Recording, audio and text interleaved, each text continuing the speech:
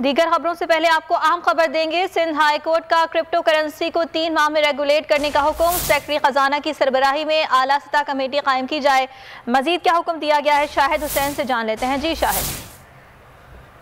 सरकार ने Sindh high court में दरखास्त दायर की है कि क्रिप्टो करेंसी को जो पाबंदी ऐड की गई है उसको रोका जाए। आज अदालत ने बड़ा हुक्मनामा जारी किया जिसमें क्रिप्टो करेंसी को जो रेगुलर करने का जो हुक्म दिया गया। अदालत ने कहा कि 3 महीने में ये अमल जो है मुकम्मल किया जाए और अदालत ने कहा कि आला सतही इस मामले की जो है वो रेगुलर करने के लिए कमेटी बनाई जाए जिसमें वफाकी सेक्रेटरी खजाना की सरबराही में ये कमेटी कायम होगी और दीगर तमाम स्टेक होल्डर्स से भी क्रिप्टो करेंसी को रेगुलर करने से मुतालिक जो है वो उनको मुशावरत में शामिल किया जाए कमेटी में। और अदालत ने कहा कि कमेटी में एससीपी स्टेट बैंक के नुमाइंदों को भी शामिल किया जाए और इसके अलावा अदालत ने कहा दीगर जो FIA के नुमाइंदे हैं उनको भी शामिल करके 3 महीने में। ठीक है शाहिद, बहुत शुक्रिया आपका।